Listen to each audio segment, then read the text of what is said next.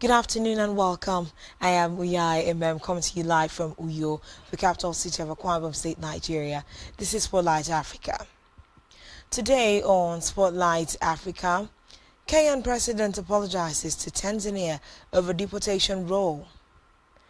Giant of African literature Ngugi wa Thiong'o dies at 87.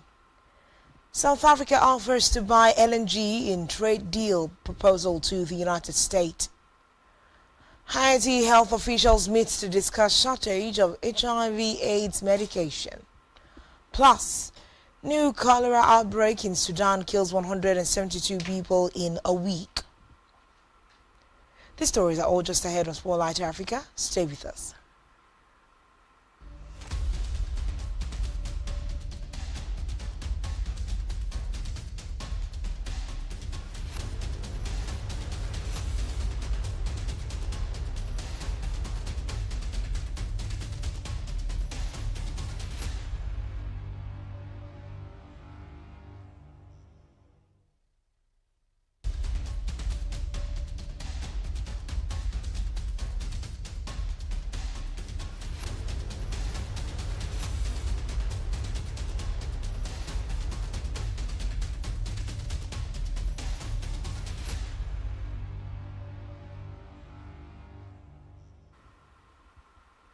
Good afternoon. And deportation of prominent East African activist.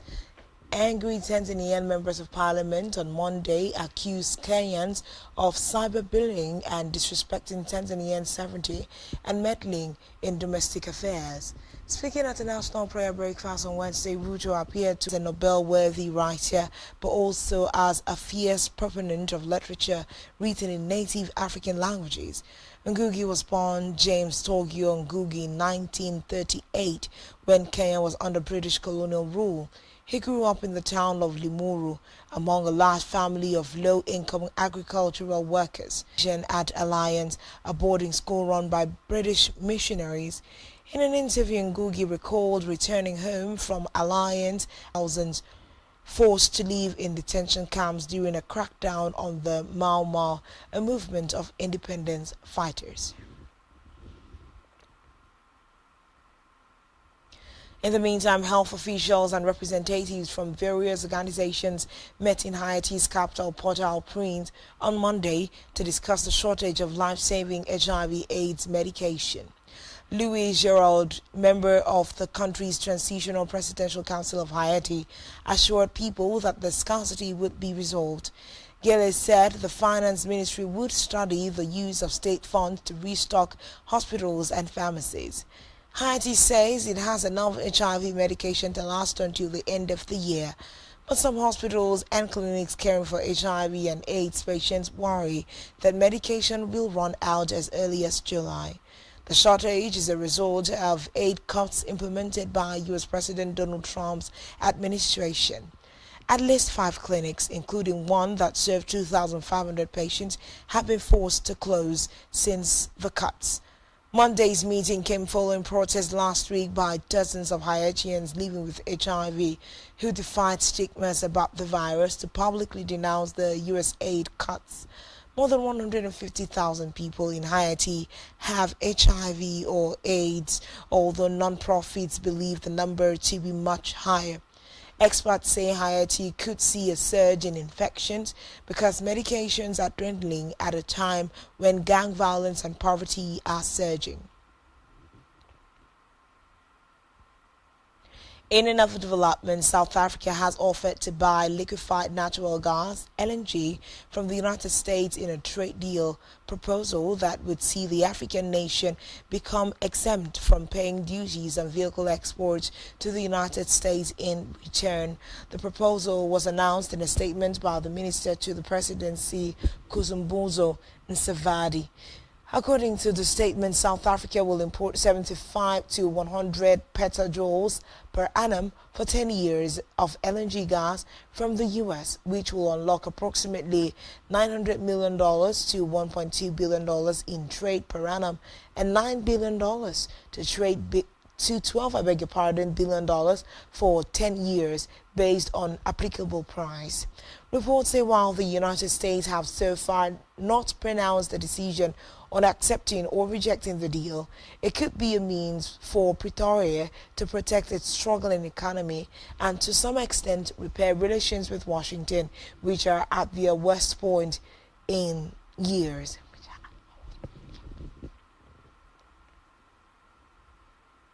Meanwhile, South Africans are paying tribute to actor Presley Kanyege, who has died at the age of 40. His family said he had died from natural causes after experiencing breathing problems. Family spokesperson Makwezi Ngusanla said that paramedics had attended to him, but he couldn't make it. Kanyege, who was born in 1984 in South Africa's Northwest Province, got his big international break after starring in the 2005 film Ntosi, which earned the country its first Oscar for Best Foreign Language Film. Ntosi, a powerful crime film in which Kanyege plays the lead role, explores gang life in South Africa. The film is in a mix of different South African languages, including Sosiseli, which is primarily spoken in townships.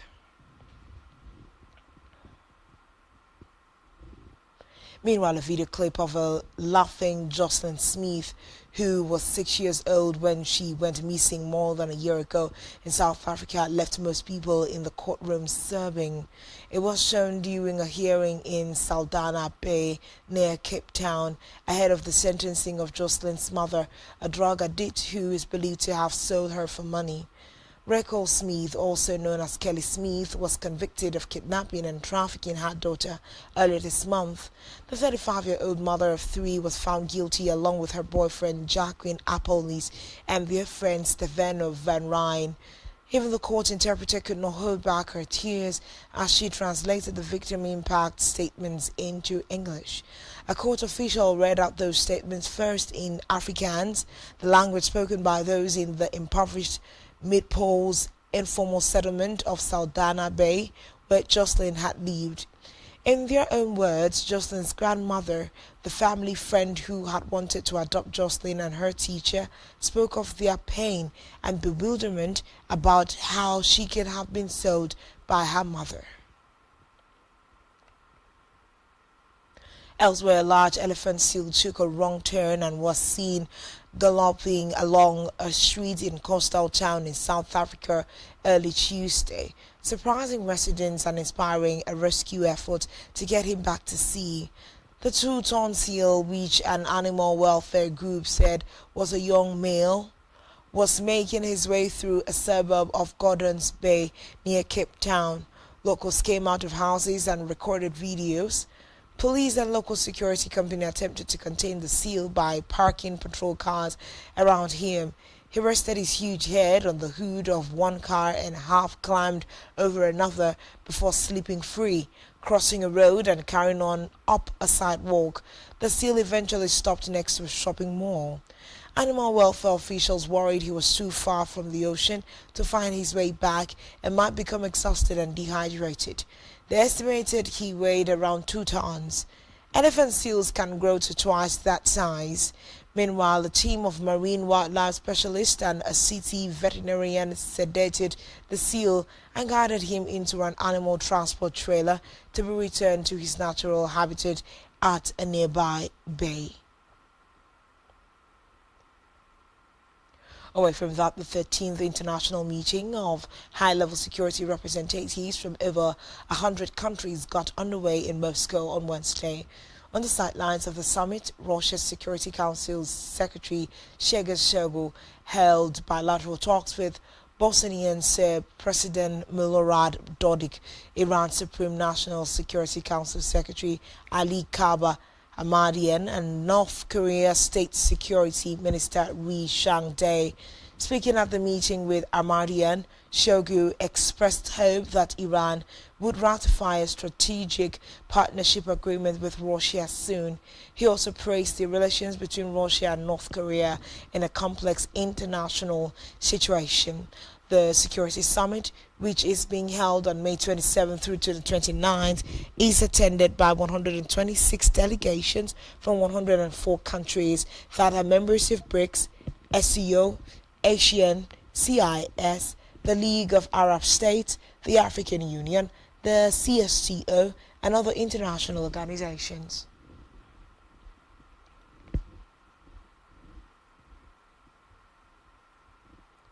Namibia marks colonial genocide for first time with Memorial Day. Stay tuned for details of these and more in a moment.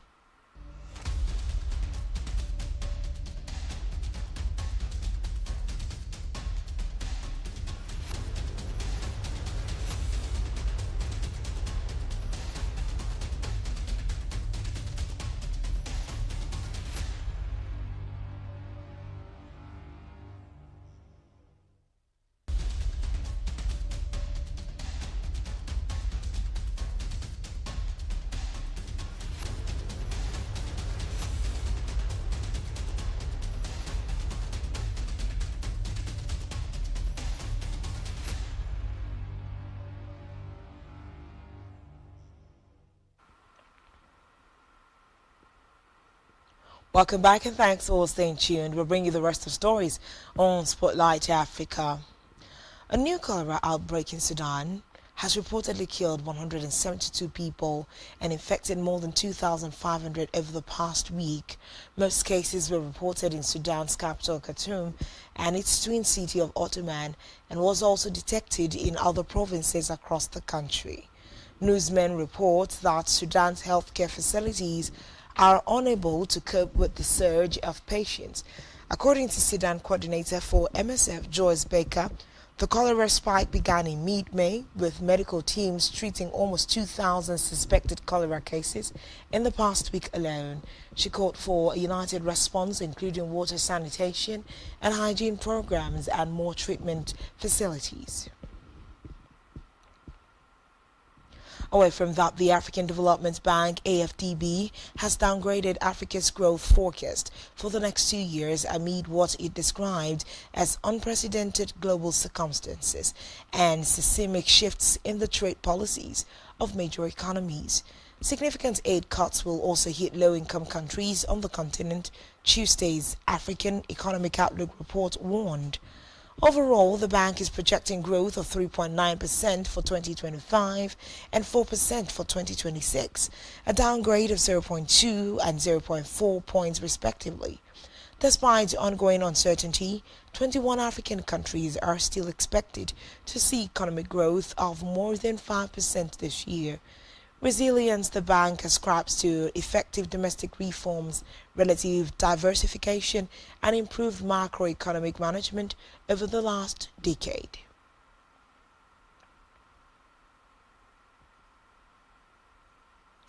The AFDB urged member countries to continue to realize their development potential through strategic investments, policy support, and innovative financing mechanisms.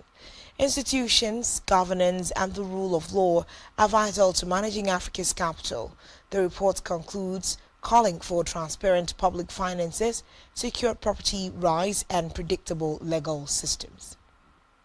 In a rather sad development, the bodies of 11 people believed to have been migrants have been found inside a boat washed onto the shores of the Caribbean island of Cano, which forms part of St. Vincent and the Grenadines. The identities of those on board remain unclear, a police official said, but several passports found at the scene suggest they were from Mali, a landlocked country in Western Africa, more than 6,000 kilometers, about 800 miles away. The boat, measuring 45 feet, 14 meters in length, 12 feet in width, and 6 feet in depth, was found grounded in Little Bay on Monday. The discovery comes just months after a boat with 13 bodies, some of whom also had Malian documents, was found washed ashore in St. Kitts Kitts, I beg your pardon, and Nevis. Authorities in St. Vincent and the Grenadines said they were alerted to the boat with the 11 deceased migrants on Monday. Eugene Byrne, the UN Refugee Agency's global spokesperson, told newsmen the migrants, believed to be from Mali, had probably planned to go to the Canary Islands. Lastly, today on Spotlight Africa, dubbed Germany's forgotten genocide and described by historians as the first genocide of the 20th century, the systematic murder of more than 70,000 Africans is being marked with a National Day of Remembrance for the first time in Namibia. Almost 40 years before German officials to torture and kill people in what was then called Southwest Africa. Reports say the victims, primarily from the Overhero and Nama communities, were targeted because they refused to let the colonizers take their land and cattle. Genocide Remembrance Day in Namibia on Wednesday follows years of pressure on Germany to pay reparations.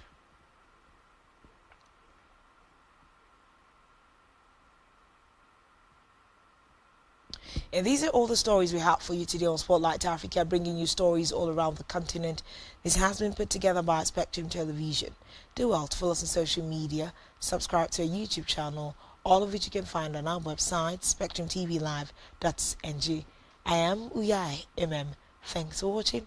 Enjoy the rest of your day. Good afternoon.